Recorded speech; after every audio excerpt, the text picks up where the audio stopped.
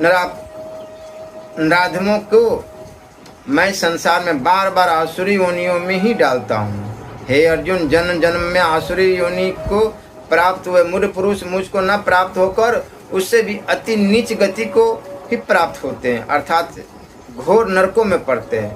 पापाचारी और क्रूर कर्मी निराधर्मों के लिए आसुरी योनि और नरकों का विधान तो ठीक है ही, परंतु भगवान ने जो मुझे न प्राप्त होकर कहा, इसका क्या रहस्य है? ऐसे पापियों के लिए भगवत प्राप्ति की बात ही कैसी?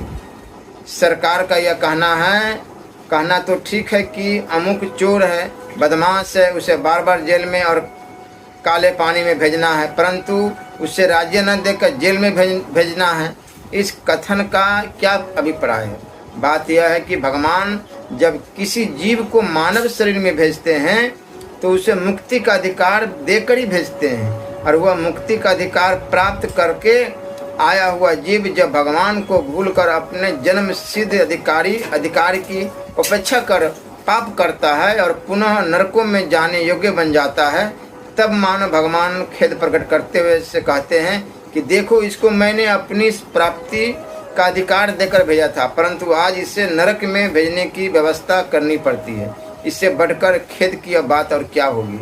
जैसे किसी राजा के पुत्र का राज्य पर जन्म सिद्ध अधिकार होता है, परंतु उस समय वह नाबालिग होने का कारण राज शासन के योग्य नहीं समझा जाता। राजा स्वयं ही राज्य की समस्त व्यवस्था करता है और राजकुमार के बालिग होने पर उसे सारे अधिकार सौंप देने की इच्छा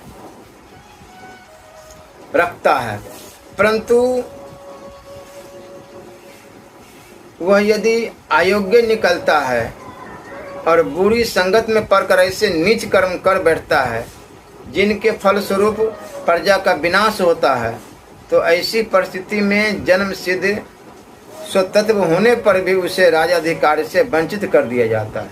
इतना ही नहीं, प्रत्युत उससे और भी दंड दिया जाता है, और उससे दंड देते समय जैसे राजा पश्चाताप करता है, ठीक वैसे ही बात मनुष्य के लिए भी है। मनुष्य को परमात्मा की प्राप्ति का जन्म सिद्ध अधिकार है, तथापि अपनी अयोग्यता और विपरीत आचरण के कारण उसे अपने अधिकार से वंचित रहकर उल्टा दंड भोग करना पड़ता है।